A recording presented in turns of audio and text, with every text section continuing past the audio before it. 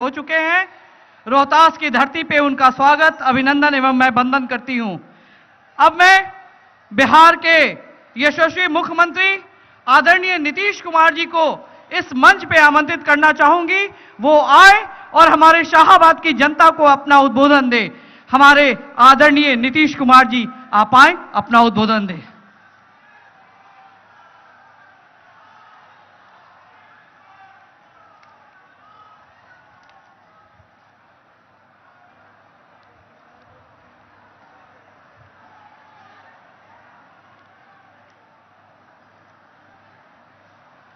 इस चुनावी सभा में मैं सबसे पहले आदरणीय प्रधानमंत्री जी श्रद्धेय नरेंद्र मोदी जी का स्वागत करता हूं, उनका अभिनंदन करता हूं। और आप सब लोग कोरोना के इस दौर के बावजूद इतनी बड़ी संख्या में इस चुनावी सभा में शामिल हुए हैं, इसके लिए मैं आप सब लोगों को हृदय से धन्यवाद देता हूं और आपका हार्दिक अभिनंदन करता हूं। इस कार्यक्रम में उपस्थित बिहार प्रदेश भारतीय जनता पार्टी के अध्यक्ष श्री संजय जायसवाल जी, माननीय केंद्रीय मंत्री श्री आर.के. सिंह जी, सासाराम के माननीय सांसद छेदी पासवान जी, विकासशील इंसान पार्टी के अध्यक्ष श्री मुकेश सहनी जी, भाजपा की महिला मोर्चा प्रभारी श्रीमती निवेदिता सिंह जी और इस कार्यक्रम से जुड़े विधानसभा क्षेत्रों के सभी एनडीए प्रत्याशीगण, यहां एनडीए के चारों घटक दलों के सभी पदाधिकारीगण एवं कार्यकर्तागण, प्रिंट एवं इलेक्ट्रॉनिक मीडिया के पत्रकार बंधुओं, छायाकार मित्रों और इस चुनावी सभा में उपस्थित बहनों एवं भाइयों, ये जो कोरोना वायरस का दौर चला पूरे दुनिया में, लेकिन उसको नियंत्रित करने के लिए श्रद्धेय मोदी जी के नेतृत्व में इस देश में काफी पहल हुई और हम लोगों ने बिहार में इनके द्वारा जारी गाइडलाइन के मुताबिक सब काम करने की कोशिश की है। अब यहां जांच का भी दर बिहार में हम लोगों ने काफी अच्छा करने में सफलता प्राप्त की है और इसके अलावे अब जो रिकवरी रेट है बिहार में वो लगभग 94% है। इलाज की भी सारी व्यवस्था है और जो कोरोना के दौरान केंद्र से सहयोग मिला वो आप सब लोगों को मालूम है। जो हमारे लोग दूसरे राज्यों में फंसे हुए थे उनके लिए विशेष ट्रेनों का परिचालन किया और वो भारी संख्या में यहां पर पधारे। केंद्र सरकार ने राशन कार्ड धारियों को पीडीएस की अतिरिक्त सहायता दी। आप समझ लीजिए कि अप्रैल से शुरू होकर के नवंबर महीने तक के लिए प्रति व्यक्ति 5 किलो गेहूं या चावल और एक परिवार में 1 किलो दाल या चना का वितरण किया जा रहा। प्रधानमंत्री उज्ज्वला योजना के अंतर्गत हर गरीब परिवार को मुफ्त में एलपीजी का कनेक्शन मिला हुआ है और कोरोना के दौरान 85 लाख परिवारों को मुफ्त एलपीजी गैस सिलेंडर उपलब्ध कराया गया। प्रधानमंत्री जनधन योजना के अंतर्गत महिला लाभार्थियों को 500 रुपये प्रति माह की दर से 3 माह की राशि प्रदान की गई। और इसके बाद जो हमारे लोग बाहर से यहां आए उनको मजबूरी में बाहर न जाना पड़े, इसके लिए आदरणीय प्रधानमंत्री जी ने गरीब कल्याण योजना का शुभारंभ बिहार से ही करवा दिया है। अब उससे लोगों को काफी सहूलियत होगी और मजबूरी में लोगों को जाना नहीं पड़ेगा। और इसके अलावे कोरोना के जांच और इलाज के लिए भी काफी सहायता आवश्यक सामग्री की दी गई। और इसके अलावे 500 बेड के कोरोना अस्पताल का भी निर्माण केंद्र सरकार के द्वारा किया गया है। पटना जिले के बगल में बिहटा में, पटना के बगल में, और मुजफ्फरपुर के पताही में यह सब काम चल रहा है। और इसके बाद राज्य सरकार ने भी अपनी तरफ से लोगों को सहायता दी। जो हमारे लोग बाहर फंसे हुए थे उनको हम लोगों ने 21 लाख लोगों को 1,000 रुपये दर से प्रति व्यक्ति विशेष सहायता दी। लॉकडाउन के कारण राशन कार्ड धारियों को यानी 1,64,00,000 राशन कार्ड धारियों को, उन परिवारों को 1,000 रुपये के दर से सहायता दी गई। और बिहार सरकार ने लगभग अब तक इस दौर में 10,000 करोड़ रुपए से भी अधिक खर्च किया है। हालांकि कोरोना का मृत्यु दर पूरे देश में जो विश्व का मृत्यु दर है उससे काफी कम है और हम लोगों का राष्ट्रीय औसत से भी कम है। और हर जो इस प्रकार के लोगों की मृत्यु होती है उनके परिवारों को मुख्यमंत्री राहत कोष से 4 लाख रुपए की सहायता देते हैं। और केंद्र सरकार ने अन्य सभी योजनाओं के लिए काफी प्रशंसनीय योजनाओं की शुरुआत कराई। आप सोच लीजिए, किसान सम्मान निधि योजना हर किसान को एक साल में 6,000 रुपये देने की जो योजना इन्होंने चलाई, चुनाव के पहले ऐलान किया, और अब किस तरह से मिल रहा है। 3 खंड में लोगों को 4-4 महीने में यह सब पैसा मिलता है। बिहार के 75 लाख किसानों को इसका लाभ मिल रहा है। और बिहार की प्रगति के लिए अनेक काम, समय कम है, आदरणीय प्रधानमंत्री जी को हम सब सुनना चाहते हैं। आप सब लोग इसके लिए उपस्थित हुए हैं, लेकिन हम बताना चाहते हैं कि विकास के लिए अनेक योजनाएं चलाई जा रही है केंद्र के द्वारा। और बिहार में सड़कों के और पुलों के निर्माण के लिए भी 50,000 करोड़ रुपए से ज्यादा की योजना की स्वीकृति देकर उस पर काम चल रहा है। तो इस प्रकार से हर तरह से, और आपको मालूम है पहले यहां 15 साल लोग राज करते रहे हैं पहले, और क्या था यहां कोई संस्थान की स्थापना होती थी, मेडिकल कॉलेज का क्या बुरा हाल था। हम लोगों ने 3 मेडिकल कॉलेज पहले स्थापित किया और 8 मेडिकल कॉलेज की स्थापना के लिए केंद्र सरकार का सहयोग मिल रहा है और 8 नए मेडिकल कॉलेज और बनाए जा रहे हैं। तो एक एक काम, कई चीजों में जो सहयोग मिल रहा है, हवाई अड्डों के निर्माण में मिल रहा है। तो केंद्र सरकार के द्वारा बिहार की प्रगति के लिए, बिहार के लोगों के लाभ के लिए योजनाएं चलाई जा रही है। और खास करके बिहार के लिए माननीय प्रधानमंत्री जी ने कई विशेष सहायता दी है और विशेष योजनाएं भी चलाई है। मैं इसके लिए समस्त बिहार वासियों की तरफ से उन्हें हृदय से धन्यवाद देता हूं। और आप लोगों ने जो काम करने का मौका दिया, हम लोगों को एनडीए को काम करने का मौका दिया है, यह तीसरा दौर हम लोगों का चल रहा है। और इस दौर में भी हम लोगों ने काफी कुछ काम किया है। हम ज्यादा कुछ तो नहीं बोलेंगे, लेकिन जान लीजिए पहले कितना अपराध था। उन लोगों को 15 साल काम करने का मौका मिला। अपराध कितना था, सामूहिक नरसंहार, अपहरण की घटनाएं, कितने डॉक्टर को यहां से भागना पड़ा, कितने व्यापारियों को भागना पड़ा। और हम लोगों ने अपराध पर नियंत्रण किया। और केंद्र सरकार के द्वारा हर वर्ष प्रकाशित होता है अपराध के आंकड़े सभी राज्यों के बारे में।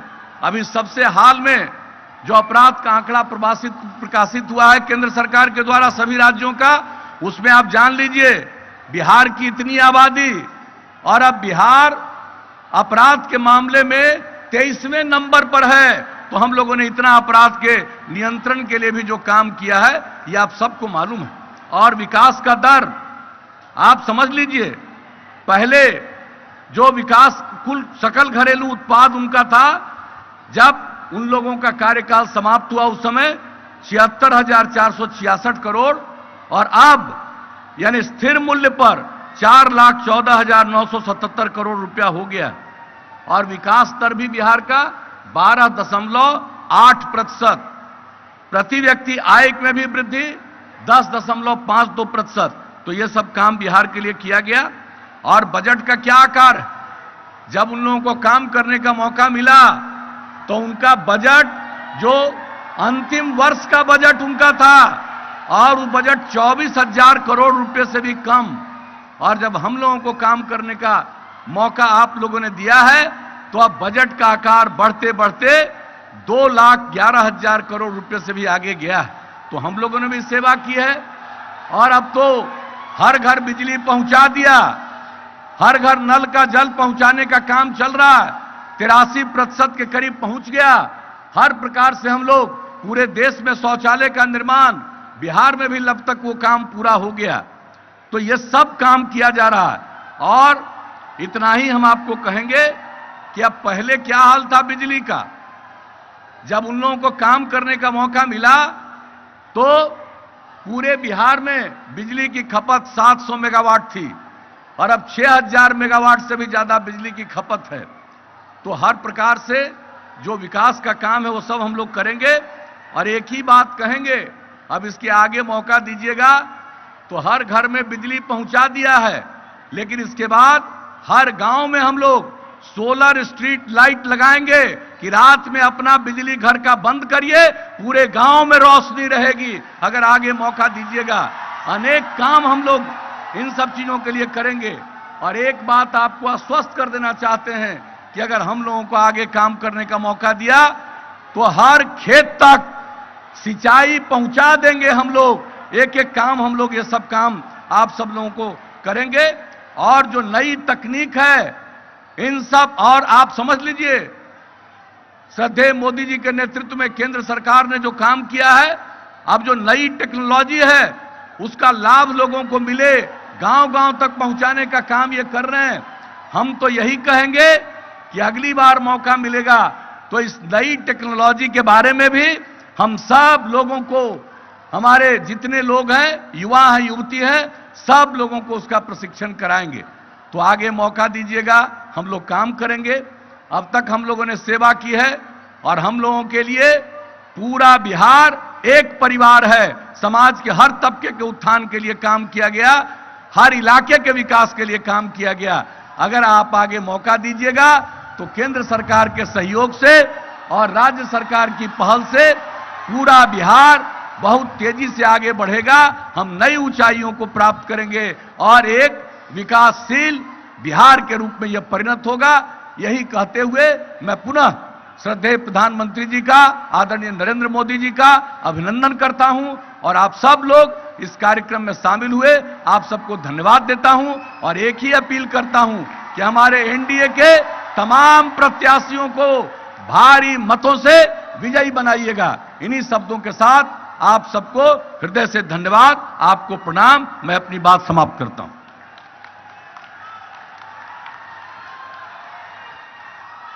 बहुत बहुत धन्यवाद आदरणीय मुख्यमंत्री जी। अब मैं आपके और प्रधानमंत्री जी के बीच की बाधा नहीं बनना चाहती हूं और मैं सीधे अपने आदरणीय प्रधानमंत्री जी को, यशस्वी प्रधानमंत्री जी को, जिनको सुनने के लिए विश्व अपनी पलकें बिछाए बैठा होता है, वैसे हमारे सासाराम की धरती पर आदरणीय प्रधानमंत्री जी को आमंत्रित करना चाहूंगी। वो आए और हमारे शाहाबाद की जनता को अपना उद्बोधन दे। आदरणीय प्रधानमंत्री जी।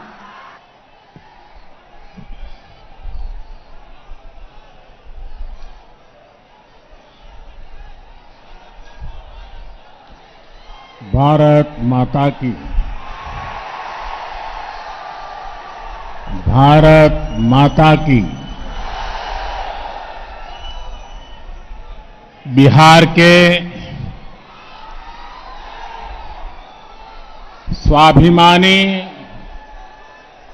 और मेहनती भाई बहन, आप सभी के प्रणाम।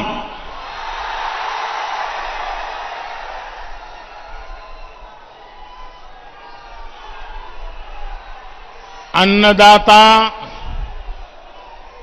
मेहनत कश किसान भाई लोग के ई धान के कटोरा कहल जाए।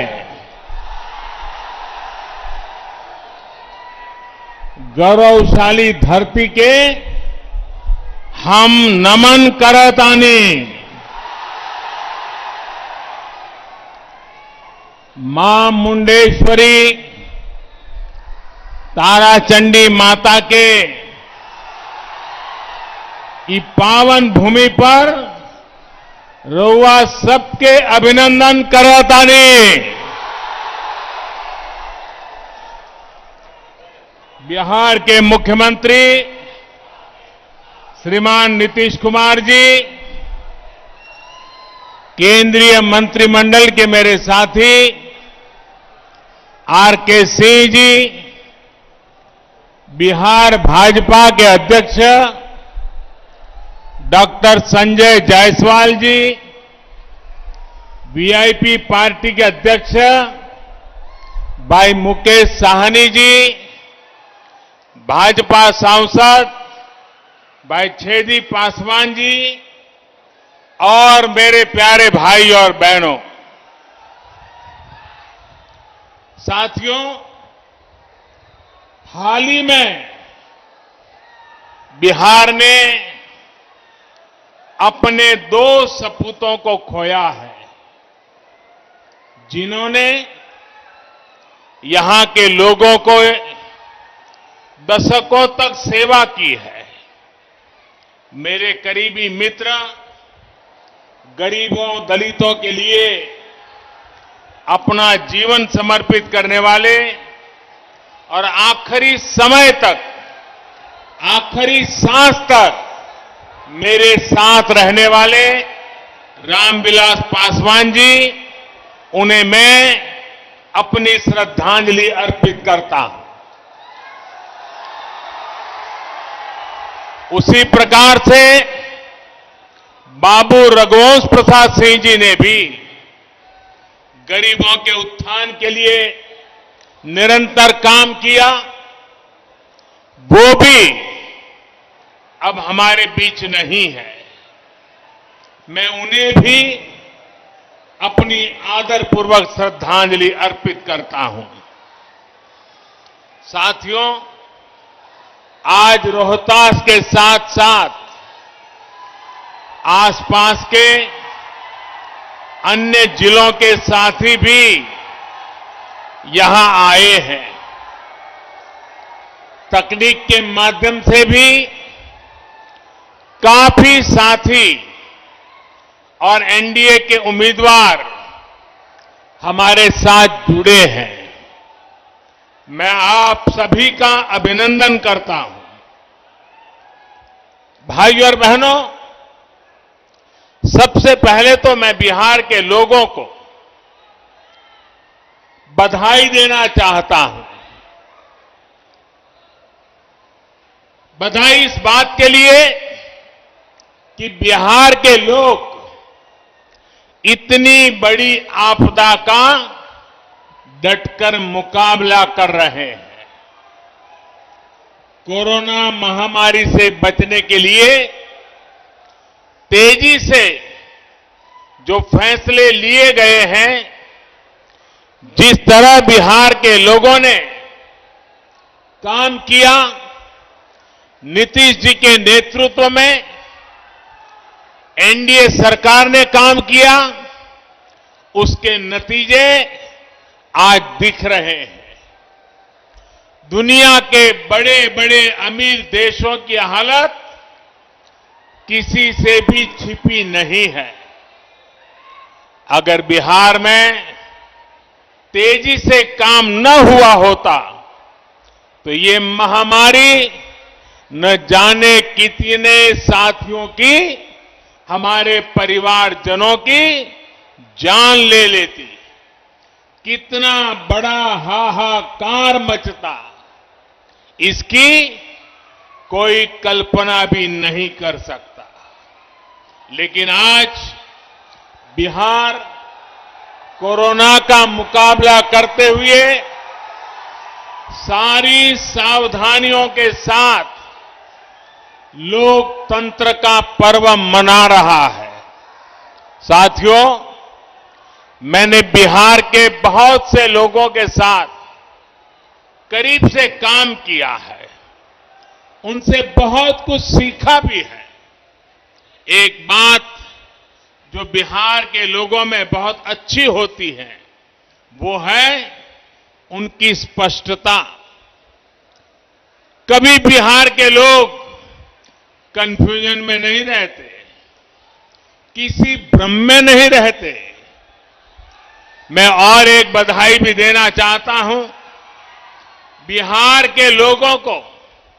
ये बधाई इसलिए देना चाहता हूं क्योंकि चुनाव के इतने दिन पहले ही उन्होंने अपना स्पष्ट संदेश सुना दिया है।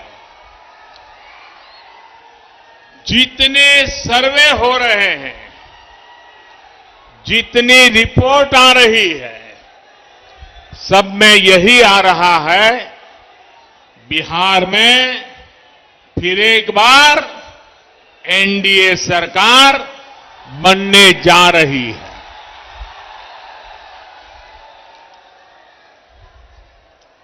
लेकिन मेरे बिहार के प्यारे भाइयों बहनों, हर चुनाव में ऐसा भी होता है जब कुछ लोग भ्रम फैलाने के लिए एक दो चेहरों को अचानक बड़ा दिखाने लग जाते हैं। कभी किसी नई शक्ति के उभरने की बातें फैलाई जाती है, लेकिन इसका मतदान पर कोई असर नहीं पड़ता। बिहार का मतदाता तो इतना समझदार है कि वो भ्रम फैलाने वालों की हर कोशिश को खुद ही नाकाम कर रहा है। बिहार के लोगों ने मन बना लिया है, बिहार के लोगों ने ठान लिया है कि जिनका इतिहास बिहार को बीमारू बनाने का है, उन्हें आसपास भी नहीं फटकने देंगे। भाई बहनी लोगन, भारत के दिल बाटे बिहार, भारत के सम्मान बा बिहार, भारत के स्वाभिमान बा बिहार, भारत के संस्कार बा बिहार, आजादी के जय घोष बा बिहार, संपूर्ण क्रांति के शंखनाद बा बिहार, आत्मनिर्भर भारत के परचम बा बिहार। देश की सुरक्षा हो या देश के विकास, बिहार के लोगन सबसे आगे रहलन। बिहार के सपूत गलवान घाटी में तिरंगा के खातिर शहीद हो गए, लेकिन भारत माता के माथा ना झुके देले। पुलवामा हमले में भी बिहार के जवान शहीद भइले। हम उनके चरणन में शीश झुकावतानी, श्रद्धांजलि देवतानी। बिहार अब विकास की ओर तेजी से बढ़त बात है। अब बिहार के कोई बीमारू बेबस राज्य नहीं कह सकत। लालटेन के जमाना गईल।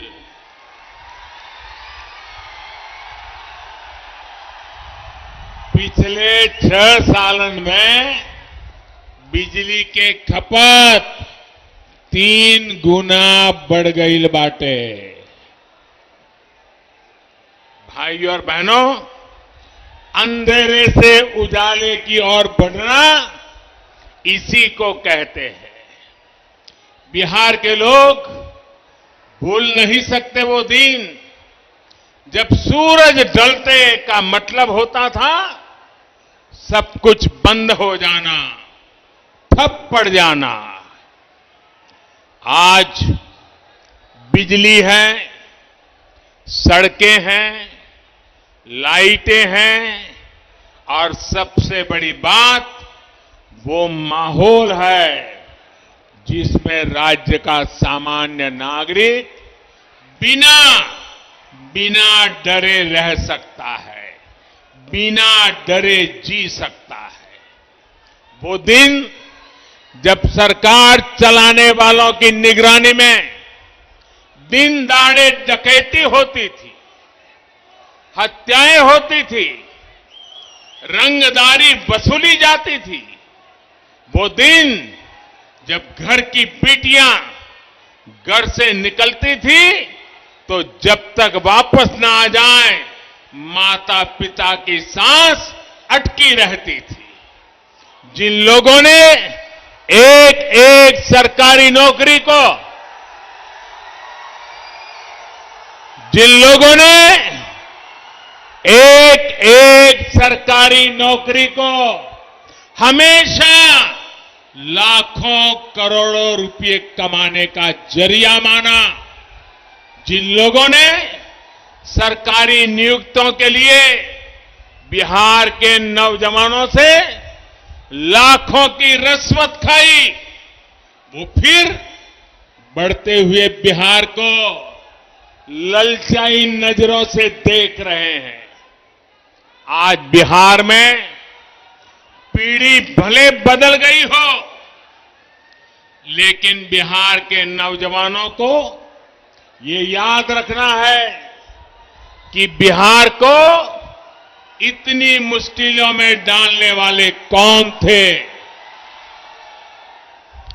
साथियों, 2014 में केंद्र में सरकार बनने के बाद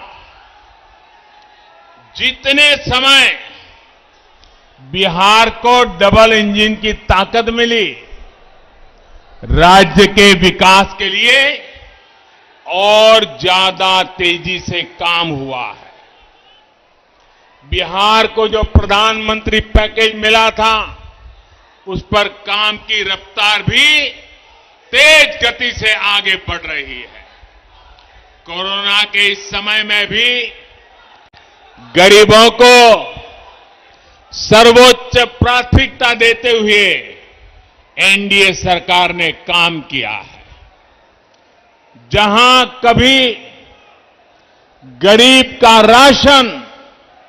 राशन की दुकान में ही लूटा जाता था, वहां कोरोना काल में गरीबों को मुफ्त राशन घर पहुंचाया गया है।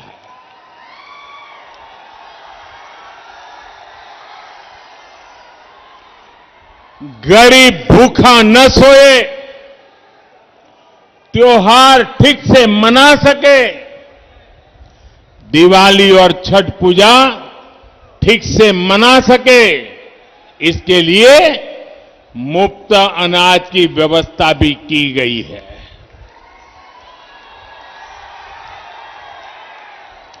इसी कोरोना के दौरान करोड़ों गरीब बहनों के खाते में सीधी मदद भेजी गई, मुफ्त गैस सिलेंडर की व्यवस्था की गई। शहरों में जो रेहड़ी ठेला चलाने वाले साथी हैं, उनके लिए भी बैंकों से आसान ऋण सुनिश्चित कराया जा रहा है, ताकि वो अपना काम फिर शुरू कर सकें, आगे बढ़ सके। साथियों, देश जहां संकट का समाधान करते हुए आगे बढ़ रहा है, ये लोग देश के हर संकल्प के सामने रोड़ा बनकर खड़े हैं। देश ने किसानों को बिचौलियों और दलालों से मुक्ति दिलाने का फैसला लिया, तो ये बिचौलियों और दलालों के पक्ष में खुलकर मैदान में है। मंडी और एमएसपी का तो बहाना है, असल में दलालों और बिचौलियों को बचाना है। याद कीजिए, लोकसभा चुनाव से पहले जब किसानों के बैंक खाते में सीधे पैसे देने का काम शुरू हुआ था, तब इन्होंने कैसे कैसे भ्रम फैलाया था। जब देश की रक्षा के लिए राफेल विमानों को खरीदा गया, तब भी ये बिचौलियों और दलालों की भाषा बोल रहे थे। साथियों, आज देश की जनता, देश के किसान, देश के नौजवान देख रहे हैं कि इन लोगों के लिए देश हित नहीं, दलालों का हित ज्यादा महत्वपूर्ण है। इसलिए जब जब बिचौलियों और दलालों पर चोट की जाती है, तब तब ये तिलमिला जाते हैं, बौखला जाते हैं। आज हालत ये हो गई है कि ये लोग भारत को कमजोर करने की साजिश रच रहे लोगों का साथ देने से भी नहीं हिचकिचाते। आप मुझे बताइए, जम्मू कश्मीर से आर्टिकल 370 हटने का इंतजार देश बरसों से कर रहा था या नहीं? ये फैसला हमने लिया, एनडीए की सरकार ने लिया, लेकिन आज ये लोग इस फैसले को पलटने की बात कर रहे हैं। ये कह रहे हैं कि सत्ता में आए तो आर्टिकल 370 फिर लागू कर देंगे। और इनका दुस्साहस देखिए, इतना कहने के बाद भी ये लोग बिहार के लोगों से वोट मांगने की हिम्मत दिखा रहे हैं। जो बिहार अपने बेटे बेटियों को सीमा पर देश की रखवाली के लिए भेजता है, क्या ये उसकी भावना का अपमान नहीं है? मैं जवानों और किसानों की भूमि बिहार से इन लोगों को एक बात एकदम स्पष्ट कहना चाहता हूं। ये लोग जिसकी चाहे मदद ले लें, देश अपने फैसलों से पीछे नहीं हटेगा। भारत अपने फैसलों से पीछे नहीं हटेगा। भाई और बहनों, इन लोगों को आपकी जरूरतों से कभी सरोकार नहीं रहा। इनका ध्यान रहा है अपने स्वार्थों पर, अपनी तिजोरी पर। यही कारण है कि भोजपुर सहित पूरे बिहार में लंबे समय तक बिजली, सड़क, पानी जैसी मूल सुविधाओं का विकास नहीं हो पाया। हालत ये थी कि कैमूर में जिस दुर्गावती सिंचाई परियोजना का शिलान्यास, आप याद रखिए ये सारी बातें, कैमूर में जिस दुर्गावती सिंचाई परियोजना का शिलान्यास बाबू जगजीवन राम जी ने 70 के दशक में किया था, 70 के दशक में, वो इतने वर्षों में भी पूरी नहीं हुई थी। इस काम को एनडीए सरकार ही पूरा कर रही है। साथियों, बिहार के विकास की हर योजना को अटकाने और लटकाने वाले ये लोग हैं जिन्होंने अपने 15 साल के शासन में लगातार बिहार को लूटा, बिहार का मान मर्दन किया। आपने बहुत विश्वास के साथ इन्हें सत्ता सौंपी थी, लेकिन इन्होंने सत्ता को अपनी तिजोरी भरने का माध्यम बना लिया। जब बिहार के लोगों ने इन्हें सत्ता से बेदखल कर दिया, नीतीश जी को मौका दिया, तो ये बौखला गए।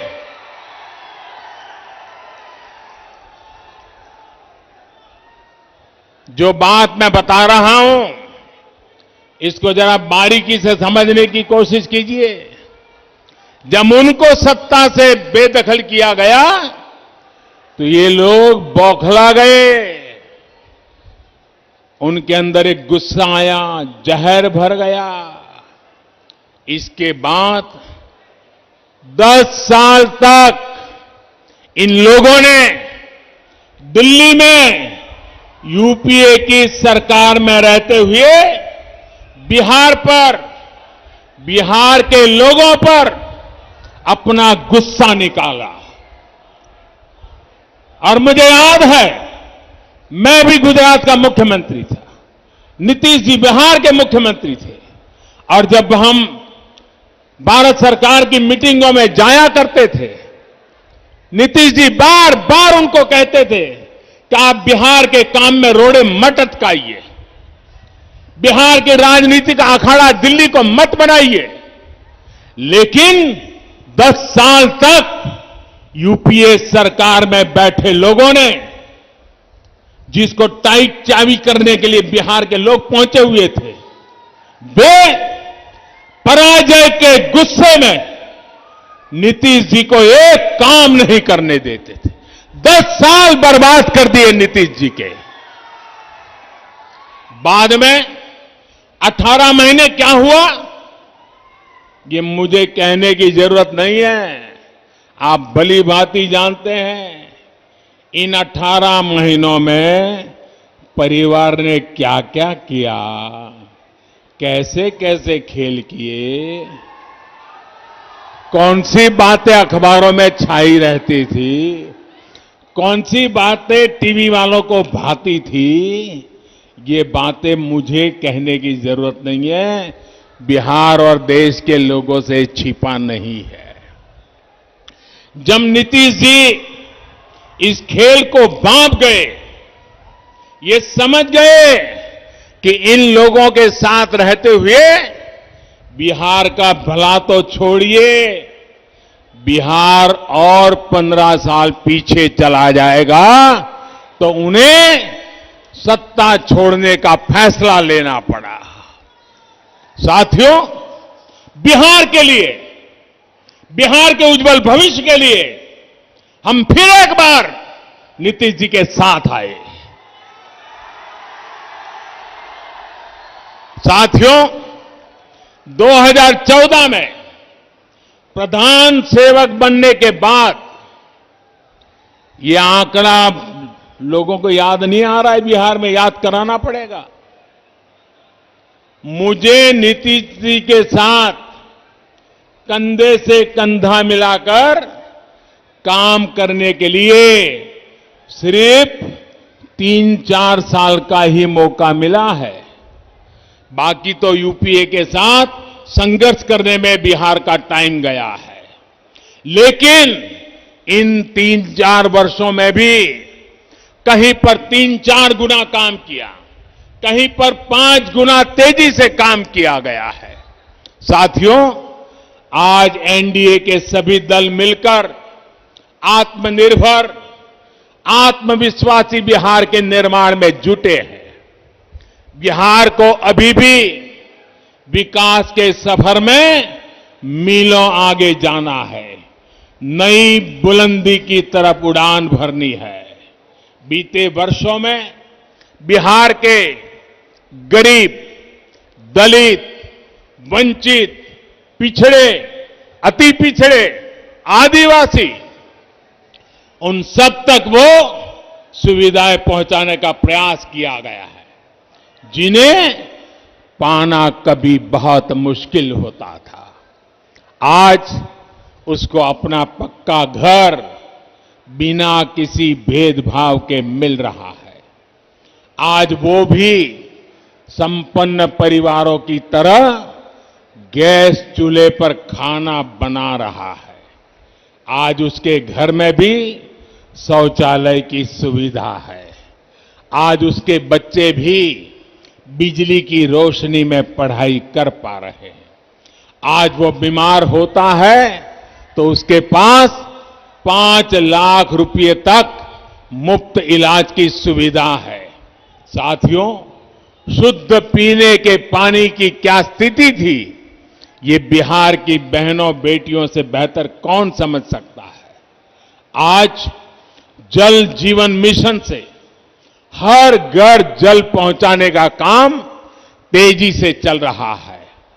इस मिशन का लाभ यहां इस क्षेत्र में रहने वाले हमारे आदिवासी भाई बहनों को भी होगा। उनके घर में भी पाइप से पानी पहुंचेगा। साथियों, हमारे यहां गांवों के घरों के स्वामित्व को, घर का मालिक कौन है, उसका स्वामित्व किसके पास है, इन बातों को लेकर हमेशा बहुत बड़ा सवाल रहा है। गांव की जमीन, इन जमीनों पर घर, पुरखों के बनाए घर, इनमें बरसों से जो लोग रहते रहे हो, लेकिन सरकारी दस्तावेजों में इनका अस्तित्व ही नहीं रहता। ऐसे में अक्सर 2-4 फुट को लेकर हर घर के साथ दूसरे का विवाद चलता रहता है। रिश्तेदारों में विवाद चलता रहता है। गांव में झगड़े होते रहते हैं, मार पिटाई होती है, कभी कभी मौत बुला ली जाती है। इन जमीनों पर, इन घरों पर मैं बिहार के हर गांव के नागरिक से बात विशेष रूप से कहना चाहता हूं। इन घरों पर आज जो उनके घरों के पास कागज होने के कारण बैंकों से कोई कर्ज भी नहीं मिलता है। भारत के गांवों में रहने वालों की इस दिक्कत को दूर करने के लिए केंद्र सरकार ने स्वामित्व योजना की शुरुआत की है। इस योजना में सब कुछ टेक्नोलॉजी के माध्यम से हो रहा है। टेक्नोलॉजी कर रही है। ड्रोन की मदद से गांव के घर घर की मैपिंग, उसको नापा जा रहा है, मैपिंग कराई जा रही है। सारी कार्रवाई के बाद गांव के लोगों को, हर एक नागरिक को उनके घर का, उनकी जमीन का स्वामित्व कार्ड दिया जा रहा है। भारत के 6 राज्यों में ये योजना पायलट के रूप में शुरू हो गई है। कुछ दिन पहले बाबू जयप्रकाश नारायण जी की जयंती के दिन 1 लाख लोगों को स्वामित्व कार्ड दिए गए हैं। बिहार में चुनाव के बाद, एनडीए की सरकार बनने के बाद बहुत जल्द इस योजना को यहां पर भी शुरू किया जाएगा। बिहार के गांव के हर नागरिक को इसका बहुत बड़ा लाभ मिलने वाला है। यहां के नौजवानों को लाभ होने वाला है। घर के स्वामित्व कार्ड पर गांव का नागरिक भी बैंकों से बहुत आसानी से ऋण ले सकेगा। कोई दिक्कत नहीं होगी। ये स्वामित्व कार्ड आपके जीवन में एक नई निश्चिंतता लेकर आएगा। साथियों, सुविधा के साथ साथ बिहार के सभी वर्गों को अधिक से अधिक अवसर देने के लिए ठोस प्रयास किए जा रहे हैं। दलितों, पिछड़ों, आदिवासियों को मिलने वाले आरक्षण को अगले 10 साल तक के लिए बढ़ा दिया गया है। उसी प्रकार से सवर्ण समाज में जो अनामत से वंचित, आरक्षण से वंचित थे, उसमें जो गरीब है उनको 10% आरक्षण देने का निर्णय भी हमारी सरकार ने किया है।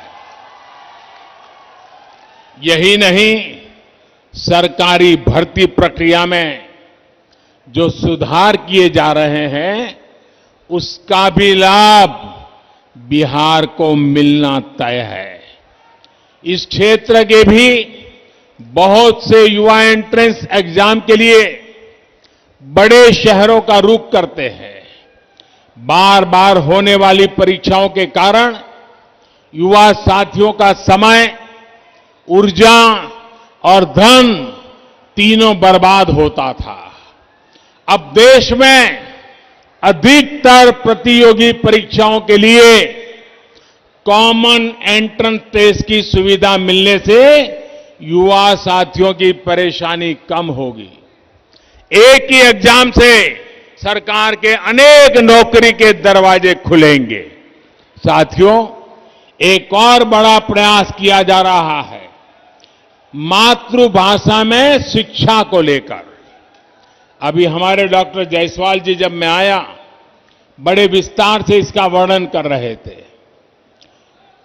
और ये काम जब मैं कह रहा हूं, मैं कहता हूं मन बुद्धि कर्म से मैं स्वर्गीय आदरणीय कर्पूरी ठाकुर साहब को आदरपूर्वक श्रद्धांजलि भी देता हूं। आज वो जहां भी होंगे, हमारी इस कल्पना से वो हम पर आशीर्वाद बरताते होंगे। भाइयों बहनों, देश की शिक्षा व्यवस्था में तो बिहार का गौरवशाली इतिहास रहा है। राष्ट्रीय शिक्षा नीति से प्रेरणा लेते हुए अब कोशिश होगी मेडिकल, इंजीनियरिंग समेत सभी तकनीकी कोर्सेज को भी मातृभाषा में पढ़ाने की शुरुआत की जाएगी।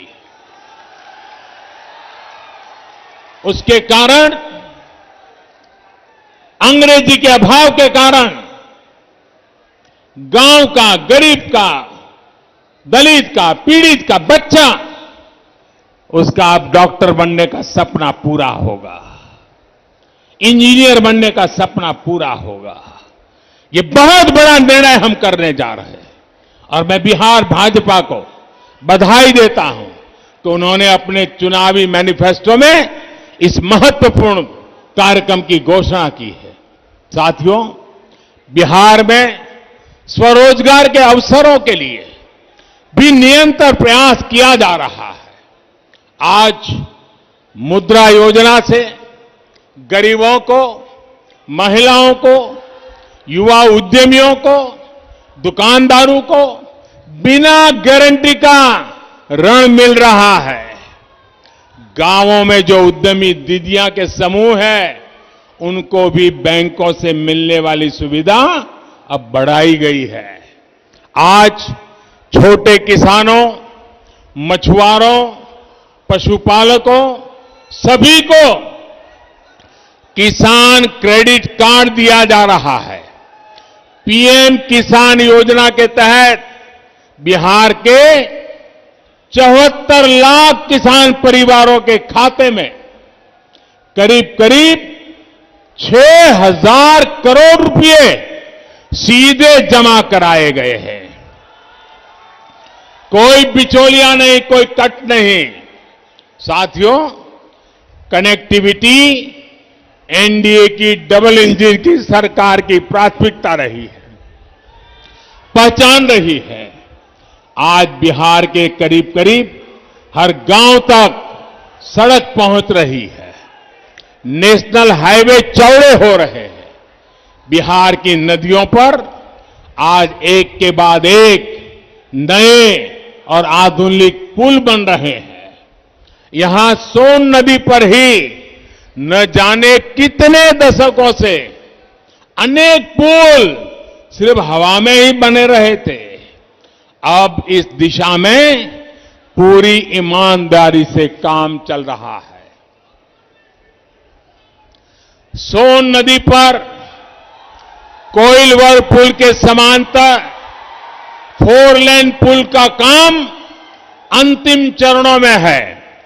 बिहार को झारखंड से कनेक्ट करने के लिए भी सोन नदी पर पुल बनाया जा रहा है। इस क्षेत्र में भी और विशेषकर नक्सल प्रभावित क्षेत्रों में हजारों करोड़ रुपए खर्च करके लंबी सड़कों और दर्जनों पुलों के निर्माण पर काम चल रहा है। रेल लाइनों का बिजलीकरण और रेलवे स्टेशनों का सुंदरीकरण तेजी से चल रहा है। सासाराम सहित अनेक शहरों में बाईपास भी बन रहे हैं। कनेक्टिविटी के साथ साथ बक्सर के चौसा में 10,000 करोड़ रुपए की लागत से बनने वाले पावर प्रोजेक्ट पर भी काम शुरू हो रहा है। साथियों, कनेक्टिविटी सुधारने का बहुत बड़ा लाभ यहां के किसानों, नौजवानों, उद्यमियों, व्यापारियों, कारोबारियों को मिलेगा। इस क्षेत्र में आत्मनिर्भर होने की बहुत बड़ी क्षमता है। कैमूर का सोनाचूर चावल हो या आदिवासी साथियों की वन उपज हो, फल सब्जियां हो, इन सब से अब ज्यादा आय होने की संभावना बड़ी है। अब केंद्र सरकार गांवों में भंडारण और दूसरी सुविधाएं बनाने के लिए लाखों करोड़ रुपए खर्च करने जा रही है। इससे इस क्षेत्र में भी फूड पार्क जैसी सुविधाएं विकसित होंगी। हाल में कृषि क्षेत्र से जुड़े जितने भी सुधार किए गए हैं, उनका लक्ष्य ये भी है कि गांव के पास ही ज्यादा से ज्यादा कृषि से जुड़े उद्योग लगे। भाइयों और बहनों, आत्मनिर्भरता के संकल्प को मजबूत करने के लिए फिर नीतीश जी की अगुवाई में सरकार बनाना जरूरी है। बिहार में भाजपा, जेडीयू, हम पार्टी और वीआईपी के गठबंधन यानी एनडीए की सरकार जरूरी है। बिहार को आत्मनिर्भर बनाने के लिए, देश को आत्मनिर्भर बनाने के लिए एनडीए की जीत जरूरी है। मुझे खुशी है कि बूथ लेवल पर भी एनडीए के सभी कार्यकर्ता, सभी राजनीतिक दलों के घटक दलों के साथी एकजुट होकर के पूरी ताकत से जुटे हुए हैं, एक दूसरे के साथी बने हुए हैं। इस बार तो मैं देख रहा हूं कि मतदाता, बिहार की महिलाएं, बहनें, बेटियां एनडीए को जिताने के लिए पूरी ताकत झोंक रही है। जो भी एनडीए का है, उसकी जीत के लिए ये साझा संकल्प सभी की बहुत बड़ी ताकत है। आप सभी समय निकालकर हम सभी को आशीर्वाद देने आए, इसके लिए आपका फिर से बहुत बहुत धन्यवाद। भारत माता की, भारत माता की, भारत माता की।